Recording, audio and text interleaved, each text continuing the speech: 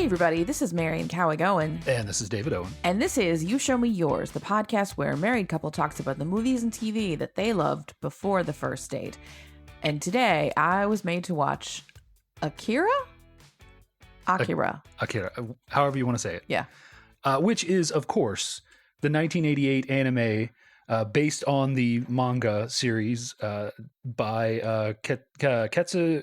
We're gonna mess up some Japanese names. Be prepared. Katsuhiro Otomo, I believe. He both created the manga and he directed the film. So that's pretty cool. It's like a Stephen King Maximum Overdrive situation where he was finally like, no one can direct my stories. I'm going to direct it. And then it was the worst Maximum Overdrive. We'll watch that on this podcast. Yeah. In general, I think that's not a good sign. Like, you need a couple of other creative minds in there to be like, but let's tweak. Well, and he did have that, but the side effect is like he created a milestone in animated features. So, whereas Stephen King totally botched directing his own stories to the screen, Otomo totally knocked it out of the park. Anyway, if you haven't seen Akira, Marian's going to explain the plot to you. Oh boy. Well, let's say it's like Stranger Things meets V for Vendetta meets Warriors meets something else dystopian. A bunch of biker gangs are fighting in post-apocalyptic Tokyo, and one of them runs into some kids with special powers. Yeah. And he gets powers too. And it's a little bit Incredible Hulk too, because he's just got powers that he can't control. Yeah. And it turns out that they're resurrecting Lord Akira, whose optic nerves and other things are stored under the Olympic Stadium. And then there's another nuclear bomb, and he and the kids they're gone. And then there's some cryptic message at the end. Mm-hmm. And I don't know what I'm supposed to think. It's perfect. You got it. 100%. No, like, how close did I get? There was a lot going on. Well, your comparisons hit on one of the major things that this movie is known for. It influenced a ton of stuff. It influenced a ton of stuff. I wouldn't want to not put the emphasis on the initial TV influence. So it was hugely influential. It all these things, Stranger Things is this is the thing. Akira is so ingrained. Akira may not have influenced the Duffer Brothers to create Stranger Things, but things that Akira influenced them. It's like we're through the looking glass, right? With Akira, it's so influential that immediately it was being used as a source of influence throughout the rest of the 80s and the 90s, to the point that things that are being created in the 2020s these people may not have even seen it. They don't even understand how but yeah, the main like underlying plot is a bunch of kids were experimented on by the government, and they have telekinetic powers. Well, they have numbers that are tattooed on them. Yeah, and not just that, but there's a creature that is like an amalgamation of other body parts. Yeah. And which they there's do in the this third season. Kind of like what is it? The electromagnetic pulse thing. Mm-hmm. And then our hero disappears. Yeah. There's that. I mean, like, there's many, because we've been watching the fourth season, and so I was watching this. I was like, am I just seeing Stranger Things because I just watched Stranger Things? And I was like, nope. There's several things. No, 100%. Yeah, tons of movies and television have been directly influenced by it. In fact, there's a scene, and it's not something you probably noticed, but very early on, there's a scene where Kaneda he hits one of the clown bikers that they're going up against, and he does a slide to a stop where he starts, like, his face is a tight zoom on the camera, and then he slides away from the camera as he stops. Mm-hmm. That has been parodied. You have probably seen people parody that in like other animated movies, even like major stuff like Disney stuff and Pixar. They've they've emulated that scene. Okay. You know, so there's stuff like that all over that so many things that this movie has done, you know, that gets aped and, you know, and brought out in other movies, even just some small time stuff, like little tiny influences here and there. So I probably need the annotated version that's going to be like, and you'll see this in these 10 Oh, movies. yeah. There's probably a huge website somewhere. But to give you like an overview, like you hit on what did I get right? What did I miss? Yeah, I mean, you hit on most of it. So the very beginning of the movie, it starts with a quote-unquote nuclear blast, right? It says it's 1988, which would have been contemporary to when the movie was made. Yeah. There's a nuclear blast, and then we shoot to the future of 2019, which is now our past, where Tokyo has been rebuilt after World War III as Neo-Tokyo. So the blast at the beginning is not, in fact, a nuclear blast. It is Akira, the child, Akira, reaching his full potential of his powers. Okay. And not being able to control them, much like we see at the end of the movie. Okay. Tetsuo cannot control his powers when they are unleashed. That is mistaken by Russia, whomever else, you know, nuclear armed countries, for an attack on Japan, a nuclear attack, and the bombs go, and World War III is started. So it was all a misunderstanding. Yes, but because it was a misunderstanding, the Japanese government keeps it incredibly secret. Not only because they were experimenting on kids to give them telekinetic powers, and one got out of control and started World War III inadvertently, but because, you know, they not only don't want people to know about the experiments, they don't want people to know about the accidental starting of World War III, which I'm sure devastated the entire world. Like, whoops, our bad. And yes, sorry about that. And so as it is, it's the most tightly held secret in the Japanese government. Therefore, everybody knows about Akira. There are cults to Akira. Information has been pushed out over time by people, especially like people like I believe his name's Nezu. He's the kind of rat-looking guy, the short guy with the slicked back hair, the buck teeth, who has all the pills. At the end, he dies like of a heart attack or something. You know, he's trying to take his nitro pills or whatever, and he dies of a heart attack. People like him within the government have been leaking information about Akira to destabilize the government, and he's also directly working with radicals and dissidents who are trying to free the espers, which are the other kids that survived the experimentation along, you know, when after Akira exploded. 3 other kids that are called the espers. I don't think they're called that in the movie, but they're called the espers. I think it's 20, 25, 26, and 27. Akira was 28. They survived, and they're trying to free them, or, you know, trying to expose the government by freeing one of these pruny off-color telekinetic kids. Yes. Why do they look like that? Now, so they've been around since 88. For 30 years. Okay, so they're old adults in children's bodies. Yeah, and I don't know. And probably, is it they're pale because they've never seen the sun? No, I think the understanding that they give in the manga a little bit, which, you know, this, like we said, this is based on a multi-part Japanese comic that was released in a magazine. Like in Japan, there are these magazines. It's something Jump. And, you know, it's like serialized. Like we used to have a lot of that here in America back in the 50s and 60s, like these serialized comic books and magazines. Like it's Sci-Fi Monthly, and you would have like a little short story by a young Stephen King, or, you know, a Ray Bradbury would have like a short story that would go in there and stuff like that. Yeah. And so it was actually released over several years and didn't conclude until 1990. So the series that this is based on, like Game of Thrones style, didn't actually conclude until well after. Okay. But I think it's the medicine that they give them. Yeah. So it's you kind of get 2 impressions in the movie. So Tetsuo has an accident where 26, maybe Tetsuo is about to hit 26, and his bike explodes. His motorcycle explodes. It's unclear whether that was 26 doing that or that was Tetsuo's latent abilities coming out and he blew his bike up unintentionally. Yeah, because I did hear the little girl say at some point, everybody has a little bit of Akira in them. You just have to be able to harness it. That's the point. Everybody has these powers. And they start giving him the drugs, and they start doing things to him which bring out his powers, but it's also implied that these same drugs are limiting his powers and keeping him from going down the path of Akira, the same as it has been for the 3 espers that survived.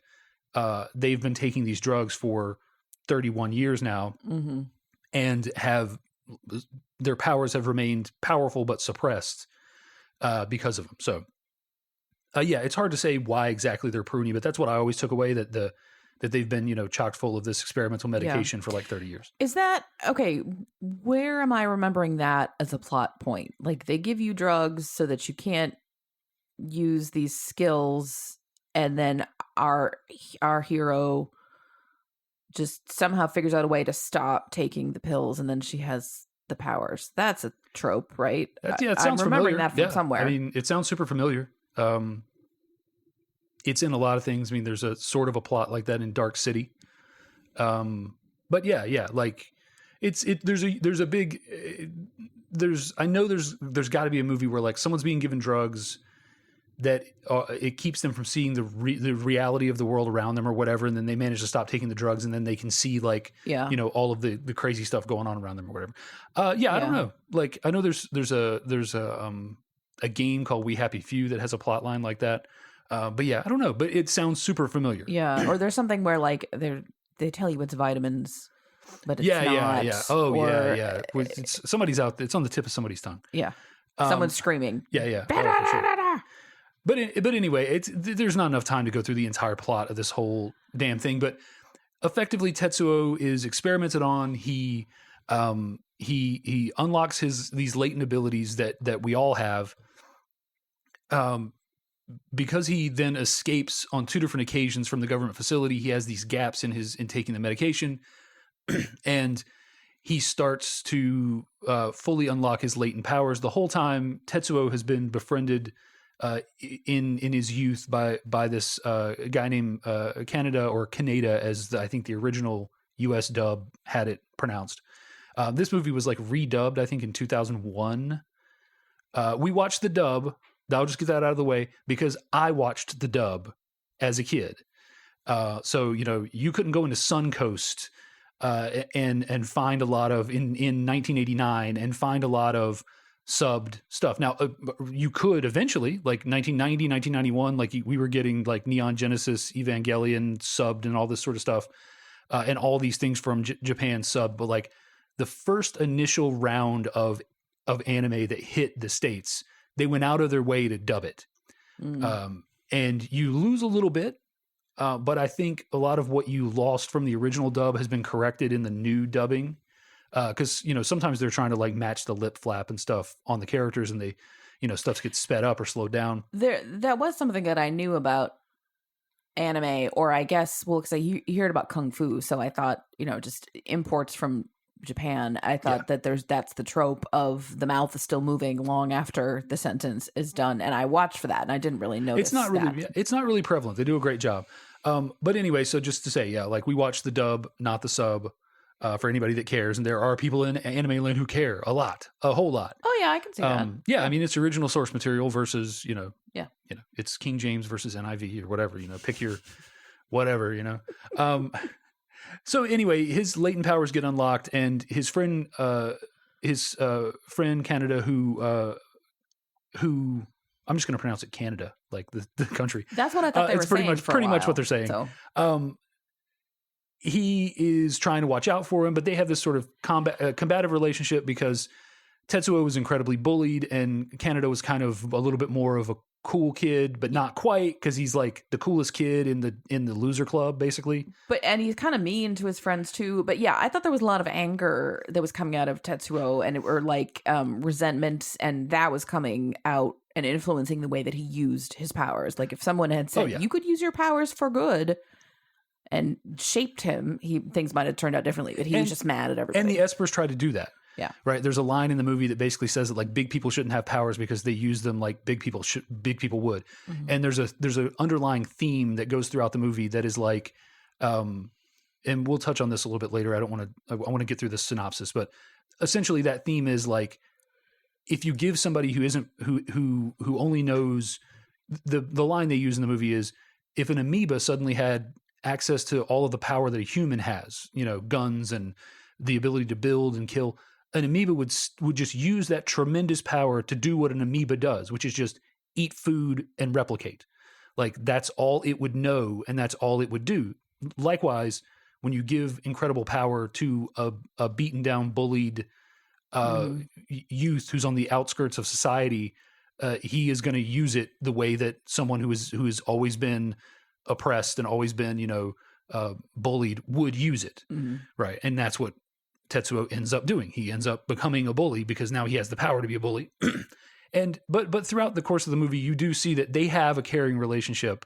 It's just that sort of it's one of those things that for girls it's difficult to understand. But there's a time in your teens, and these guys are supposed to be like approximately 14 or 15.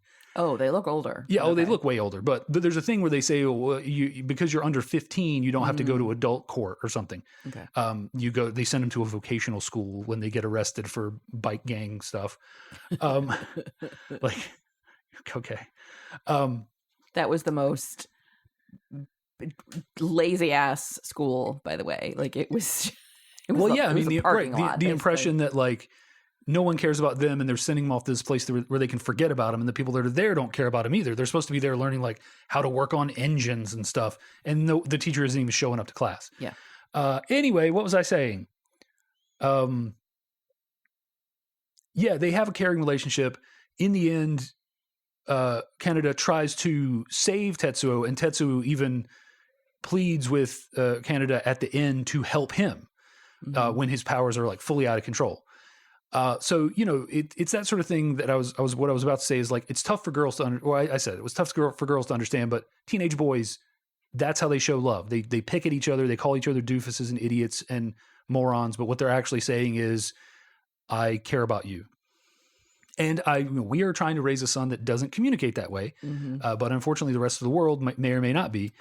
So yeah, we're trying not to do that. But anyway, in the end, yes, he loses control of his powers, and there are tons of interpretations of the theme of this movie, but the interpretation that I tend to like for the end of the movie is that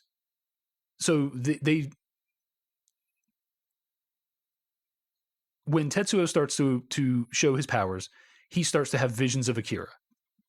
Because even though what we find out is that Akira is long dead, he died right after the explosion and was dissected. His latent power still exists, and Akira is in all of us or something. So he starts to have these visions of Akira, and he wants to find Akira. And there are all these cultists who know about Akira, and they think Akira is going to be like the second coming, and is going to like set things right. And he goes to find Akira, and he discovers that Akira is just a bunch of body parts in jars that have been frozen. And in the end, he's no longer on the drugs. He's on the military drugs, and then for a little while he's on like street drugs. And then once he's off of both of those for long enough, like his powers are now uncontrollable. He freaks out and turns into a big goopy baby. And Akira, so the Espers basically like commune with Akira, and Akira reemerges. And as Tetsuo is losing control of his powers the same way Akira had before, Akira forms like a pocket universe. The orb that expands is like a pocket universe that forms around Tetsuo to encompass him, so that when he goes ballistic, when he goes nuclear, thermal, whatever, his explosion will not do the same thing that Akira's did, even though his little pocket universe does a lot of damage. It doesn't cause a nuclear war. Doesn't start World War IV. Right. Okay. And Tetsuo gets pulled inside at the end, and the Espers, one of the Espers in particular, I think it's Takashi, he is like or Kaneda gets pulled in. I'm sorry, Kaneda gets pulled in at the end, along with Tetsuo, and 26, the Esper that kind of jumped all this off, is like, Kaneda is innocent. Like, he didn't do anything. He's just been trying to help this whole time. And so he goes into the white sphere to try to help. And the other two Espers are like, oh crap. He just went in, because their plan was to kind of let this happen and then commune with Akira, the returned Akira, afterwards. Like, not necessarily to enter the pocket dimension at this point, but to do it at the point that was right, where they could go in and, be buddies and whatever. And, but they're like, he's not going to have enough power. 26 is not going to have enough power to get out on his own. And the other two, which are great. One of them's like a big roly-poly fat baby that has a hovering wheelchair, and the other one is a little girl baby that wears lipstick and has pigtails. The floating wheelchair, that was a thing in Dune, right? Was it? It's an X-Man thing for sure. Someone who just like floats around in a little pod. Yeah, Baron Harkonnen floats. He has like things on his belt that lets him float around because he's too fat. Okay. Yeah. Wally, that's what I'm thinking of. Wally, yeah, all the big fat Earthlings, yeah. Okay. So they all three Espers end up going inside, and they manage to, with the power of all three of them together, they manage to transport Kaneda out of the goo, the pocket dimension, and the goo, the goop, and get him to safety, and the three of them, along with Tetsuo and Akira, live on in this collapsed pocket universe that Akira created just for them. That's eventually in Kaneda's palm. Yeah. Is that yeah. Yeah. And the sort of vaguish ending statement from the Espers is that, we can't control this power. Akira couldn't control it. We can't control it. Tetsuo couldn't control it. But one day we'll be able to control it. And it's already started. Like, that day is coming. And they reference Kay, who is a female resistance fighter that Kaneda falls for. And they use her at one point as a conduit for their psychic powers to try and stop Tetsuo. And the implication is that there may be something evolutionarily about her that would allow her to control the power were it to be unleashed inside of her, or that she could be, her offspring would have the genetic makeup to be able to control the power. That effectively one day humans will be able to control this power. They can't right now. They'll not only be able to control it, but they'll be responsible enough to use it. And that she is somehow involved. Either she could control the power, or will, facilitate a line of people that will be able to control it. Okay. Well, you know how I love vague endings. Oh, I know. So you love it. That was awesome. And also, if you're a big Akira fan, first of all, you're probably upset we're saying Akira instead of Akira. And that I'm pronouncing Kaneda, as however I want in the moment. Feel free to, direct me to your blog spot or your Medium post about the true meaning of Akira. Don't be rude. No, I'm saying for real. Like, I'd love to hear your interpretation. I watched a bunch of people's interpretations leading into this, just so I could like see where mine was, along the line. But yeah, so that's the movie. It's crazy. I watched this movie when I was like 10 years old. How did you have the attention span at 10? I don't know. I mean, I had pretty good attention. Also, it's like fucking cool. Okay. This movie is so cool. Like, also, so we talked in previous episodes about how I have my vampire trilogy, Lost Boys, Near Dark, and Fright Night. Yeah. That redefined what vampires could be in cinema.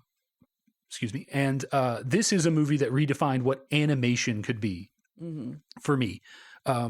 People don't, if you're under 40, but definitely if you're under 30, I don't know why you're listening to this, but they don't understand. Like, anime is ubiquitous. Like, it just exists in the world. Like, if you're scrolling through categories, like, it's one of the categories of, Western, horror, anime. Like, that did not exist. Like, there was the stuff from the 70s, like Lupin and Astro Boy and then Speed Racer, which came over here. But stuff like this did not exist. Like, there's boobs in this for a second, and granted, it's like in a sexual assault kind of context. But I'm saying, like, that blew my mind.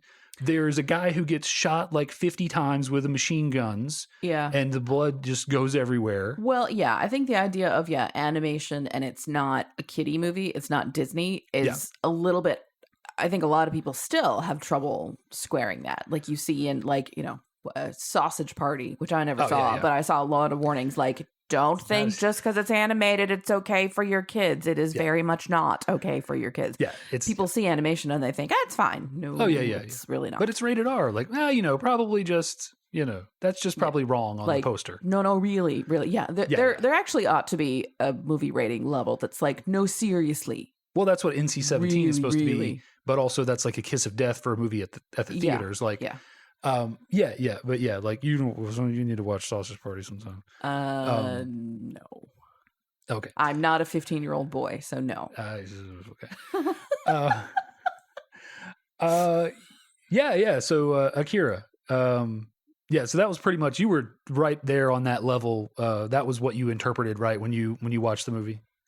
Definitely pocket universe, all that sort of stuff. No, I mean, I think I got the gist, but again, as I said, you know how I love vague endings, so there is like one reference where the doctor says, Dr. Anishi, our cat erased part of our notes on our whiteboard. We have it written up, and it's like, and like, oh wait, when the cat jumped on the whiteboard, she erased half of that guy's name. He actually says, this reading can't be right. It looks like the beginning of the universe. And there's a reference in there, like, there's a point, a couple of different times in the movie, K is used as a conduit for Kyoko, who is the female Esper, to speak through her. Mm-hmm. And she's basically just giving exposition pretty much both times she does it. And she has this whole thing about, we evolved, we started, humans and apes and down to single cell organisms and dust and particles that were there at the beginning of the universe. And if all of that is a part of us, then like the knowledge of the beginning of the universe on some level, cellular level, is like a part of us. Yeah, that was one of a couple different moments where I was like, okay, you are trying very hard to be profound and make a statement, capital M, capital S, make a statement, and like, but also they're doing it in service of an animated movie where they really just want to get that in there so that they can explain how at the end of the movie a bunch of body parts in jars knows how to make a pocket universe within our own, but yeah, sure. It's trying to be, like on a, like, this movie is, and Otomo has said, like, there is no single theme to this movie. Like, it is, I threw a bunch of stuff in here, like transcendental stuff and all this, and we'll talk about some of the themes later, but like, he has said in no uncertain terms, like, if you have an interpretation and it's any of these like 5 or 6 different things, you're probably right. And even if it's not one of those 5 or 6 different things, you may still be right. It just may not have been intended in the, but like, I put a lot of things in there. I alluded to a lot of things. And so, it is supposed to be kind of like a next level thing in a lot of different ways, as so many different things are. Like, when you watch so many different movies and you're like, oh, this is a silly comedy. And then you realize, like, oh, actually, this is like talking about the Holocaust, just in like a really veiled way or whatever, But yeah, I guess now is as good a time as any to talk about the themes. I say we'll do that later, but like, we just do that now. So, this movie was put out in '88 by someone who grew up during, or at least, in some part of the Japanese Reconstruction after World War II. Mm-hmm. Right. So there's a lot of that in the movie. Tokyo gets destroyed and rebuilt. During the whole thing, there's a lot of talk about capitalism and corruption, and there are strikes going on, and there are all these different things. There's all these kinds of themes rolling through it, and then like there's a video I want to tweet out when we tweet out the link for this episode by this guy on YouTube who does like scholarly sort of movie reviews. His name is Cinema Tyler, and he does these great things, but his name is dumb, Cinema Tyler. Like there's another guy who does it and his name is like In Search of Shadows or something. I'm like, okay, yeah, that's pretentious. That's the exact right amount of pretentious for somebody who does like deep dive intellectual reviews of like horror movies and crap. And he actually goes in depth during the pre-war era about how like Japan was into some freaky biochemical warfare stuff and like developing all these weapons, and like they were ready to literally crash planes full of infected fleas into the west coast of America. Ew. And basically like why the defense, because they thought they were going to be defeated. In the 40s.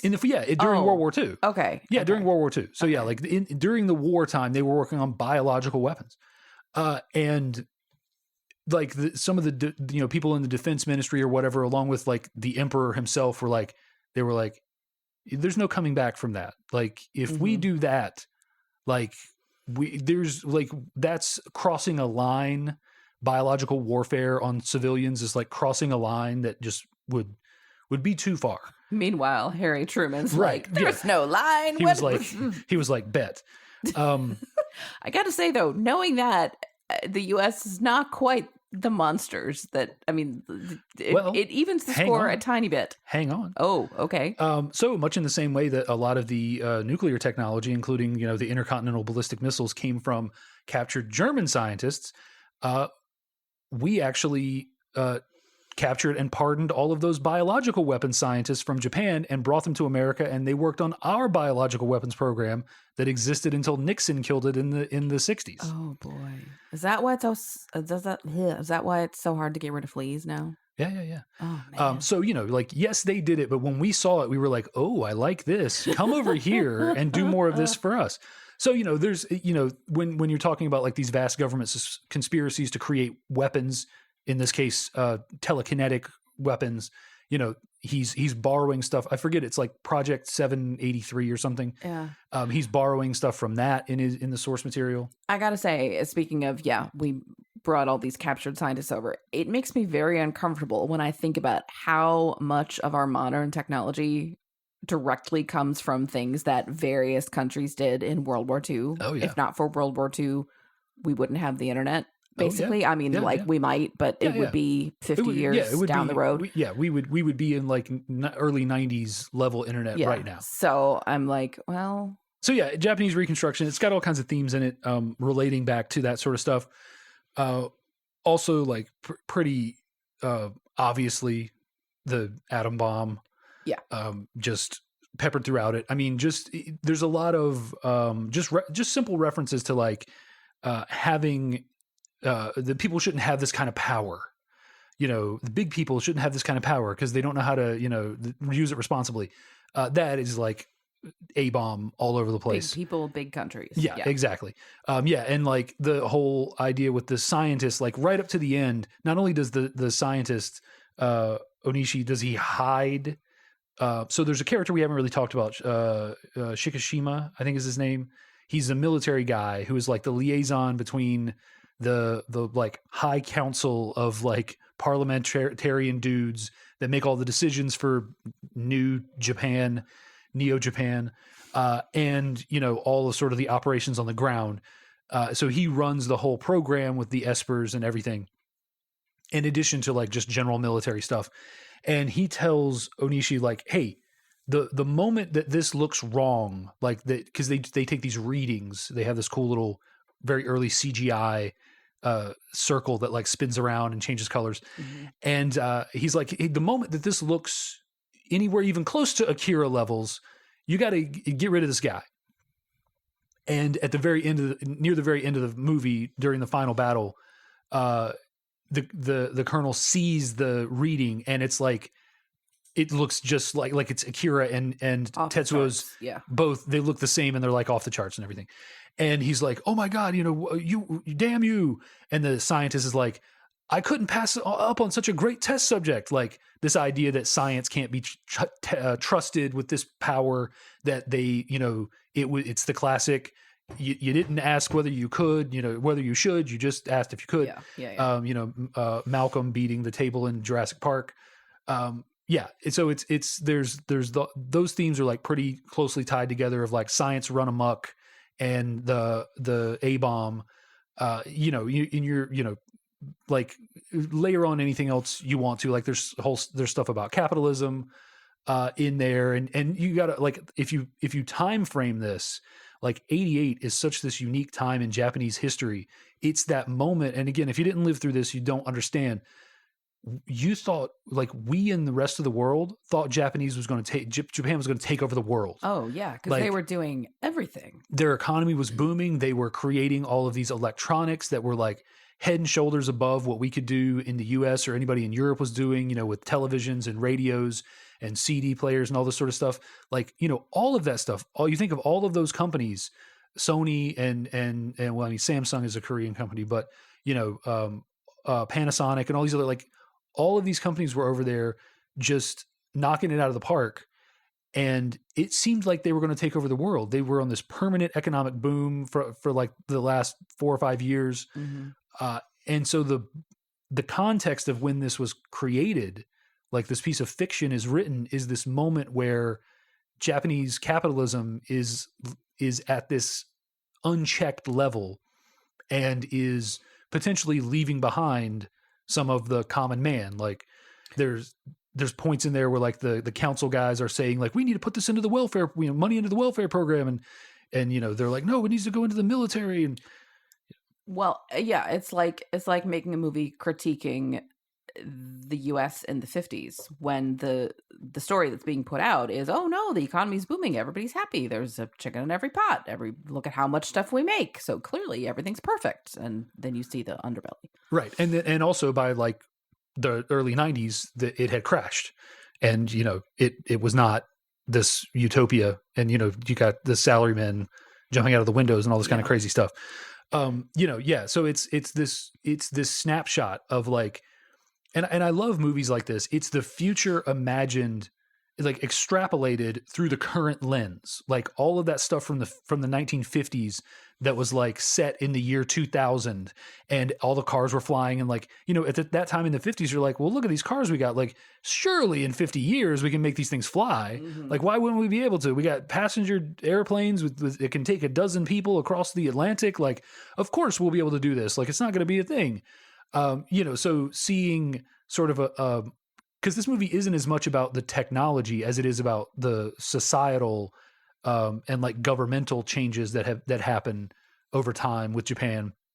And yeah, seeing someone sit down and imagine that, like, here we are, this like king of the world, king of capitalism, like, where can that go wrong? And if I'm thinking about what we've done when we were at our quote unquote best before, like we did crazy biological weapon experiments, mm-hmm. and like, where could this go, and extrapolating that out. I love movies that do that, and they're such time capsules. And then you get into this really funny thing where now we're sitting here in 2022 watching a movie from 1988 that's set in 2019. Mm-hmm. Speaking of that, this movie predicted the 2020 Tokyo Olympics. Pretty crazy. Except it probably was meant to take place in 2020 and not 2021. Well, they couldn't have predicted COVID. Right. Yes. They did not predict COVID, but Points they did. But they did. That. But also, I don't think the Olympics are going to go forward in 2020 as scheduled in Neo Tokyo, because the Olympic Stadium was just destroyed by a goop baby. That's a fair point. Yeah. So So predict that. Also funny, like there's this brief shot of a sign that says that the Olympics are coming, and it's got a day countdown, and there's graffiti below that. And again, this is just more of David recites things he saw in YouTube videos or read on the internet. There is a graffiti below that says like something to the effect of cancel the whole thing. And on that day, prior to the 2020 Olympics. Like it's like 147 days to the Olympics. Yeah. Somebody put up that same sign. Oh, that's great. With Canada on his bike, beside it, like that same sign saying like cancel the whole thing. And this is before they had decided to move it and cancel it. Yeah. And then like a lot of the stuff ended up being mirrored. Like there's all these protests that are in some ways in this movie related to the Olympics because Neo Tokyo, Japan is funneling a lot of money to get this Olympics done because they think this is like their coming out party. Like, we're recovered and we're no longer in post-war reconciliation and moving the money away from welfare or infrastructure or anything. It's all this big shiny veneer. Yeah. And so in 2020, there were tons of protests, but they were COVID related. Mm-hmm. The protests were instead, this is unsafe. So it did. There are a lot of mirrors, but whatever you can give them credit for predicting the 2020 Olympics, like really those Olympics are like the 1964 Olympics, which was the same thing. It was this 30 years or so after, 20 years or whatever after it was supposed to signal the end of their reconstruction from World War II. Mm-hmm. So it's, again, we go back to reconstruction and the themes of the movie. But yeah, there are a few movies. I think I mentioned to you, 2010, which is the not very good sequel to 2001: A Space Odyssey. 2010, the year we make contact, with the sheriff of Amity himself, Roy Schreider. If it's less good than 2001, I have no desire to see it because charlatan. I don't like vague endings. 2001 is great, and I don't like things where you can't tell like a theme or a story. So 2001, not my favorite at all. You would like 2010 because they beat you over the head with the point. Like they are like, hey, do you want to know everything about the space baby? We're going to tell you. I don't want to know anything about the space baby. But you don't like the vague ending of the space baby. They're going to tell you all about it. I don't like the space baby. Okay. But anyway, it famously predicted the 2008 Beijing Olympics with a poster on the wall, on the dormitory wall of one of the characters in that movie.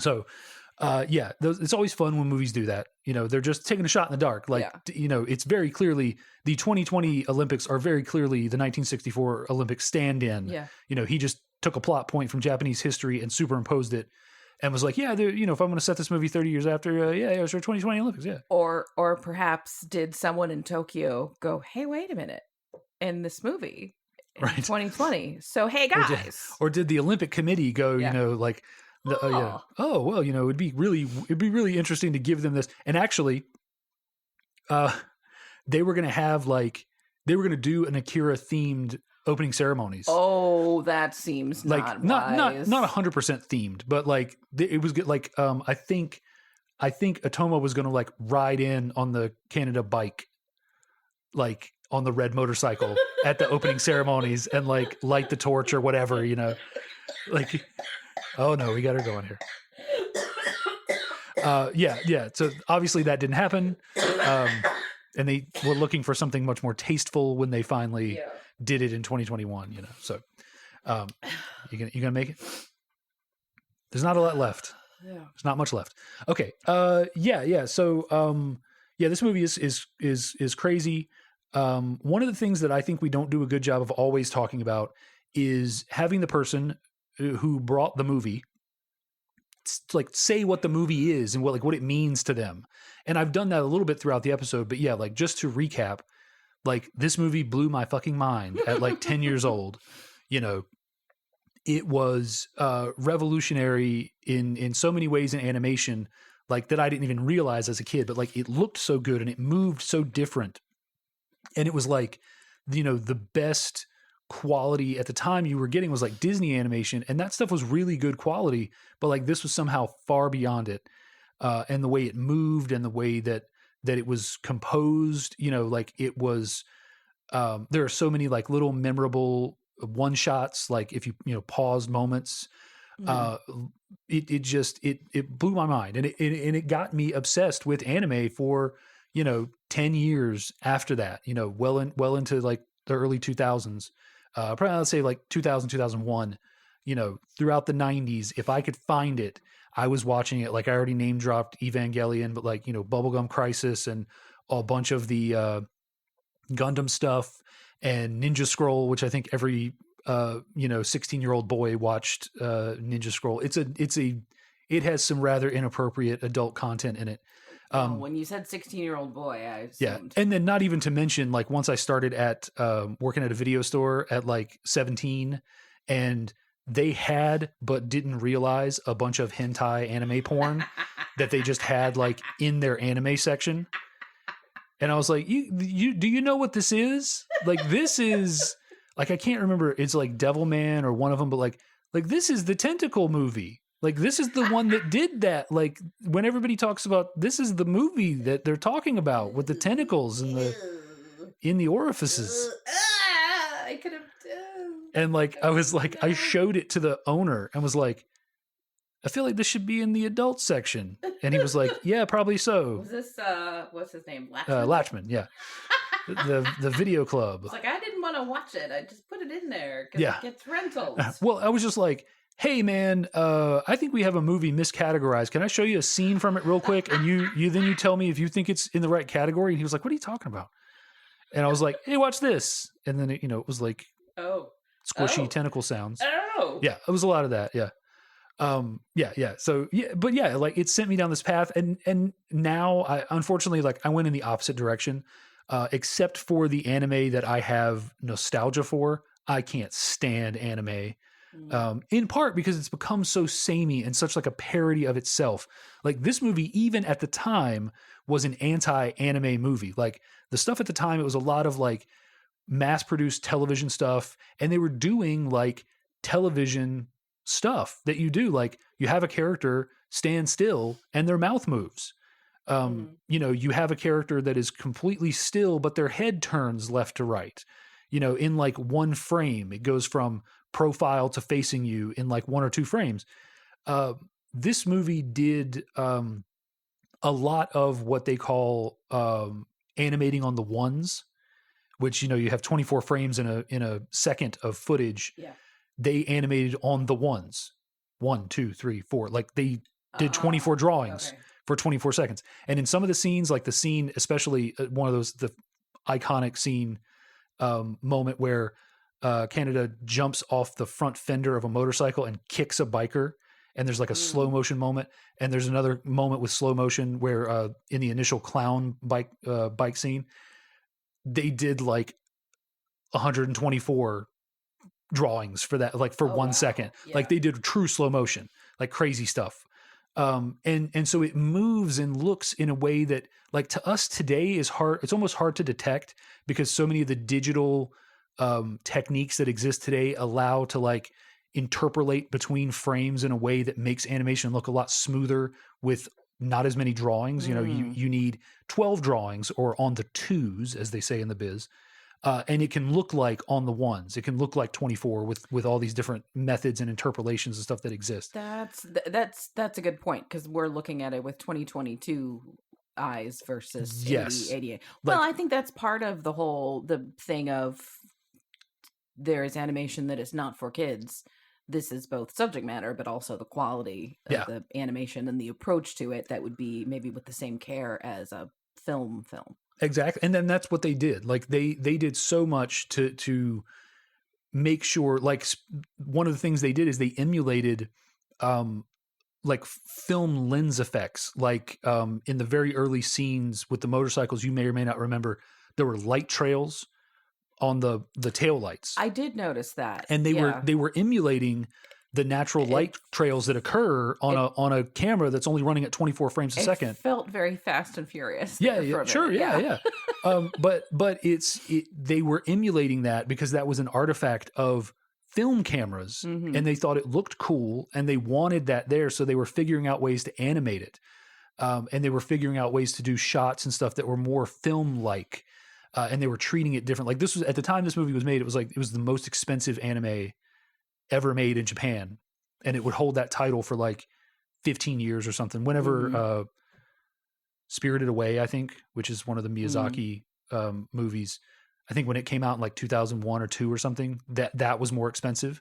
But like this was like 10 billion yen or something, which is like, it's like not, it's a lot of $1 million. Like it's like 10 or $15 million or something US maybe, but like it was a lot of money, really way, way bigger. And they did stuff like stuff that wasn't done. Like they did, and this is the only bad thing. Well, not, it depends on who you're talking to. This is the number one bad thing about watching it dubbed instead of subtitled, is that they pre-recorded all the dialogue. Like now that's 100% standard thing to do in animation. You get the voice actors in, you pre-record all the dialogue, and then you animate the mouth flaps or the mouth movements to the dialogue that you have.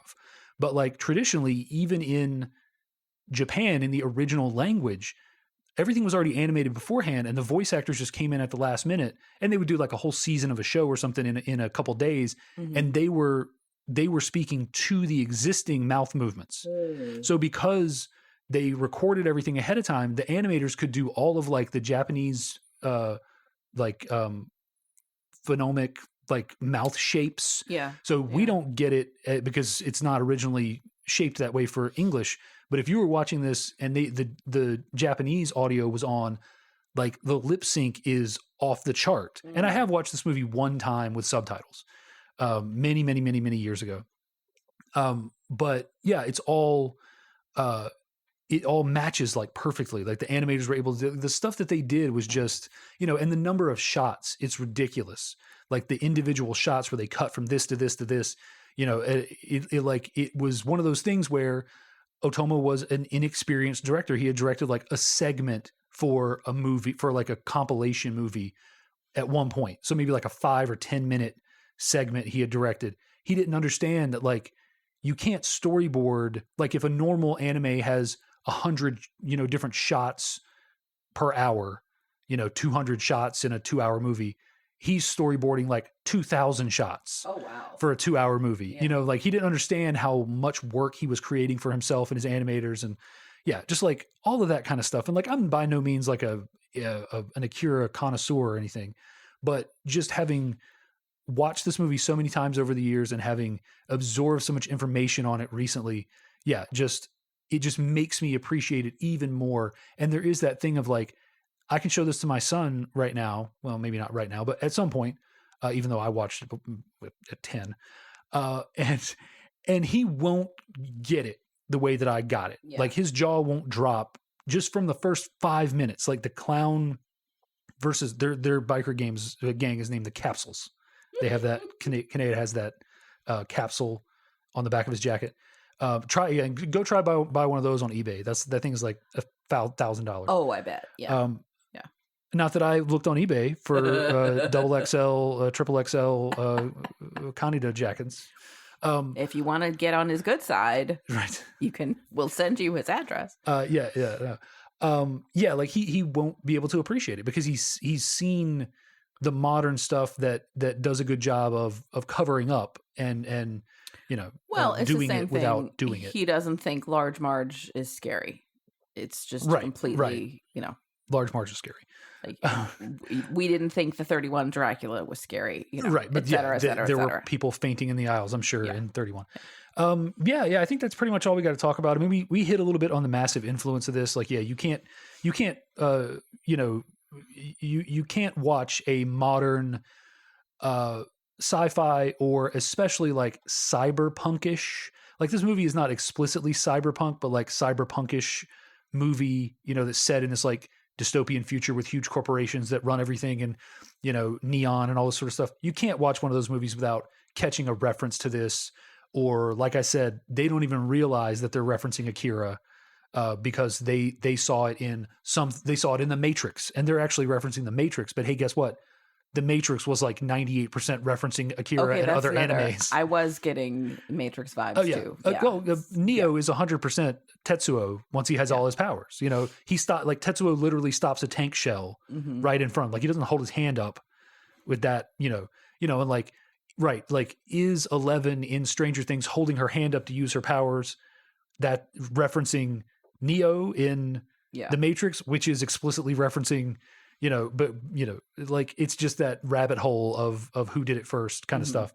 And like I said before, there's the style of the movie, the look of it, but also the technical aspect of it. Like this movie is one of those movies where you say like it's worth watching just for the techniques, just to see it and to understand like how far ahead it was of the stuff that was being put out at the time, and how it like reset the bar for movies in a way that like a lot of movies that took influence from it, like The Matrix, which, you know, that you couldn't go 10 years after The Matrix, you couldn't go to an action movie that didn't have some sort of wire work person sort of pseudo stopping in the air to do a kick, slow-mo bullets, Yeah. you know, like, yeah, Akira did that for anime and then for film in general for like till today. So for like the next 40 years. Yeah. I can't say that I loved this or that Sure. I want to watch more anime, but yeah, I could see a lot of what you're talking about the innovation and how it was distinctive and groundbreaking, and I can get that. It's one of those movies, right? Yeah, that you can, if you're of a certain age, you can watch it and go, I didn't understand or like any of that, but man, like there was an incredible amount of craft in that. Yeah. Like someone went to a lot of trouble to make a confusing movie with a goopy baby at the end. Yeah. It was just a big goopy baby. He's a big goopy baby. And like kind of like, you know, the idea there is he's literally he's reverting to a helpless state. Like he is, as his powers are manifesting and he's becoming this like, you know, goop monster, he's literally turning back into a baby and crying for help from the people that are in his life that can help him. Well, or was it also meant to be like the primordial ooze that we all came out of too, if we're, you know, like Otomo says, like, yeah, that you're right, I'm right, everybody else is right. Like there are so many interpretations you can make from that. Like I buy that as much as I buy my hypothesis, as much as I buy the next guy's. Because it's all there. Like there's plenty of subtext, and there's that is there and that isn't there, but applies even though it wasn't explicitly put there. That is kind of refreshing to hear, because it annoys me when I'm looking at a book or a movie or, you know, any work, and I'm viewing something through a certain lens and it clearly means XYZ to me, and then the creator is like, no, it's not, you're wrong. It's not allowed. Like, well, maybe you didn't intend it that way, but that's how it seems to me. So, you know, I've never liked that about literature classes when they do that. Clearly we're talking about, yes, like, and this scene is, you're wrong, there's absolutely no connection. Well, maybe he didn't intend it that way, but and clearly in The Lord of the Flies, when they beat the pig and kill it, they are clearly, whatever. There's absolutely no connection to vegetarianism. I don't know. I can't think what's of whatever your crazy interpretation is. Yeah. It's about capitalism. And I don't know if I can't say that I followed Otomo's career or anything. So I don't know if he became this later in his career, but at this time, he had a very like anti-auteur mentality. Mm-hmm. Like, this isn't my singular vision. I put a lot of myself into this, to the point that I hope that it actually mutates into other things, like I have seen several times people other directors listen to somebody's theory and then go, that's not what I intended at all, but that's brilliant. Like, I'm going to go with that. When next time someone asks me, I'm going to tell them that. That sounds really good. It's so much better than, like that was actually, that character was really just a jab at an ex-girlfriend. But like your thing that like, it's an allusion to Princess Diana and her struggles is like perfect.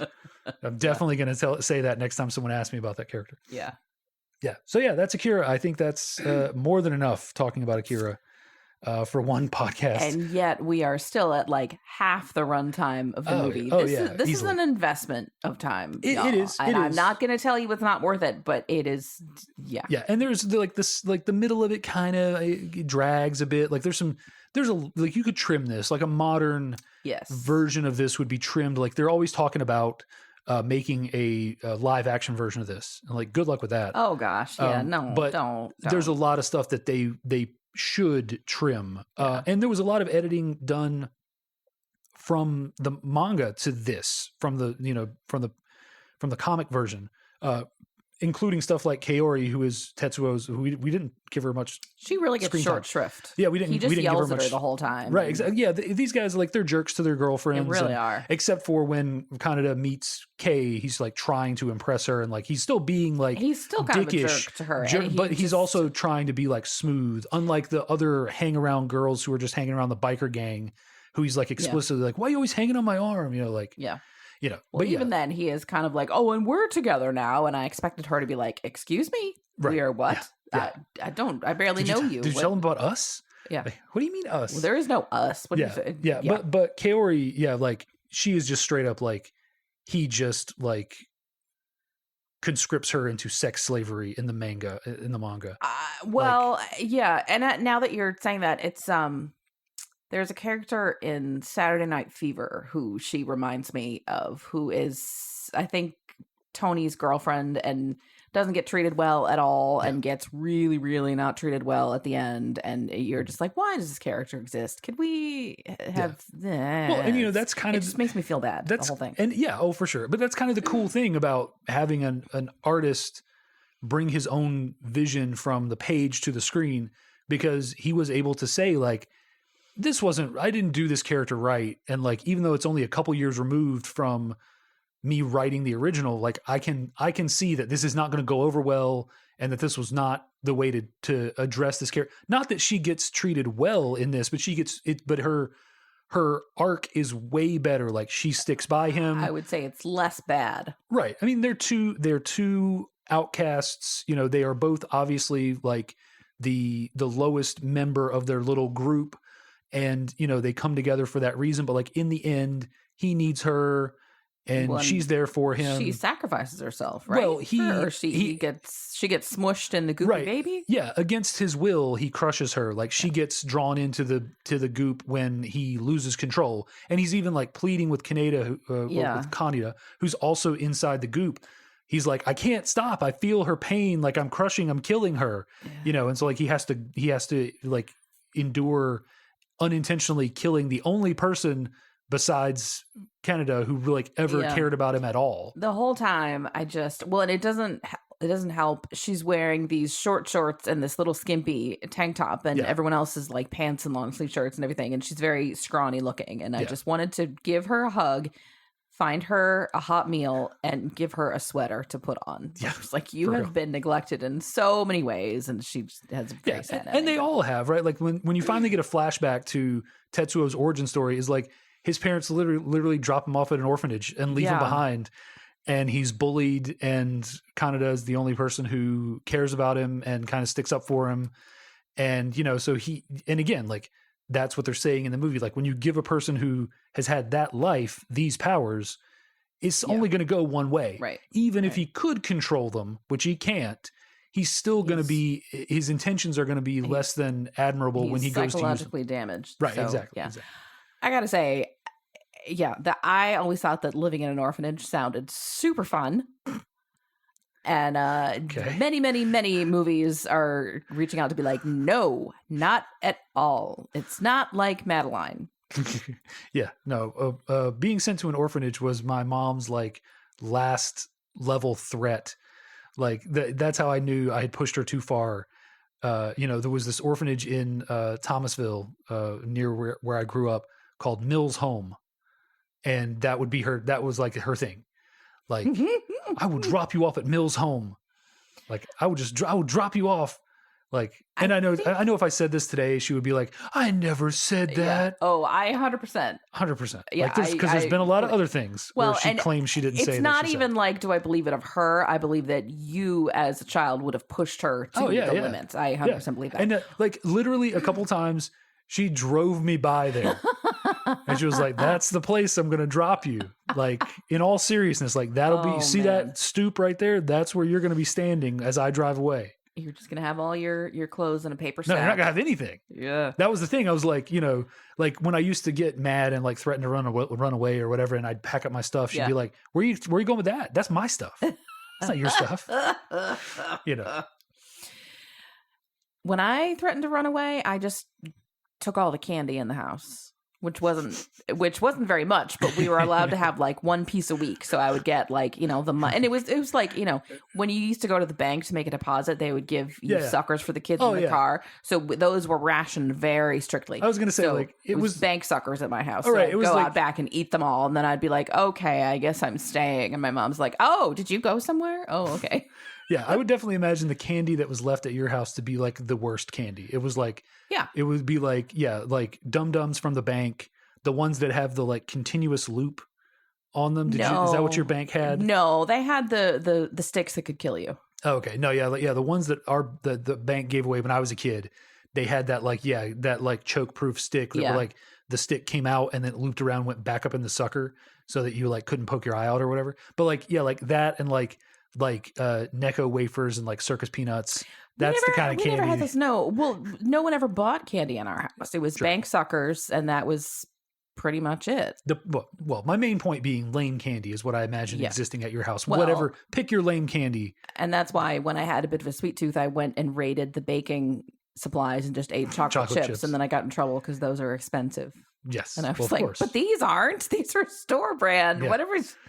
Anyway. Yeah, let's I wrap love it the up. idea of an orphanage because I would have had a bazillion sisters and thought that I would be popular for once. So cool. And I clearly did not get the message about orphans. Definitely would not be the Tetsuo of that. No way. I 100% would. Yeah. But sorry for the detour about orphanages. Did you want to live in an orphanage as a kid? Am I the only one who had this fantasy about like a secret club in the orphanage? We would love to hear about that and your thoughts about Akira and anime and Japan and lots of other things. You can drop us a line. You can contact us via Facebook or Twitter or send us an email. Our handle is the same for all three. It's YSMY Podcast, YSMY for You Show Me Yours at gmail.com or on Facebook or Twitter. Also on Facebook and Twitter, we post links to the latest episodes so you can get those there. And, you know, other fun things that we find. Every so often I come across a story celebrating, you know, the anniversary of some movie. And I'm like, hey, we talked about that. So, you know, we put it up there. Speaking of, I need to find, we talked about Weird Al Yankovic's UHF about a year ago. And I need to find some reviews of the new Weird biopic. Yeah, it just came out. I have heard it is delightfully weird. So we need to see that. But yes, we'll put some stuff up there if we find anything interesting. If you are not into Facebook and Twitter, you can still find all of our episodes on most of your major podcast providers, specifically Apple Podcasts. And while you're there, we would love it if you would rate, review, and subscribe. If you subscribe, you'll get the latest episodes right in your queue. And if you rate and review, that helps us move up the charts, such as the charts are. And, you know, we move from like 10,000 to 9,500. That's still progress. And it helps other people learn about us. Yes. You can also just tell your friends. Be like, hey, these two people think orphanages sound great. And they totally missed the point of this great anime movie. Well, you know, that's fine too. You can share. We have new episodes every other Wednesday. So 2 weeks from today, there'll be a new episode, no matter when you're listening, 2 weeks from today. And next episode, I'll be hosting and I'm going to make Dave watch Breaking Away. Have you ever seen that, Dave? No. There's a character named Dave in it. Great. Still haven't seen it. No. That didn't jar my memory. Let me go into my Rolodex of movies with guys named Dave. Well, I guess if you had a Rolodex, it'd be pretty full because there's a lot of Daves in movies. Yeah, there are not many Marions, so my Rolodex is pretty slim. Yes, so I can usually tell. But okay, well, we're gonna make Dave watch Breaking Away with the character Dave in it. Great. Woohoo! So we'll see you next time with that. In the meantime, this has been You Show Me Yours. Thanks for listening. Bye. Bye.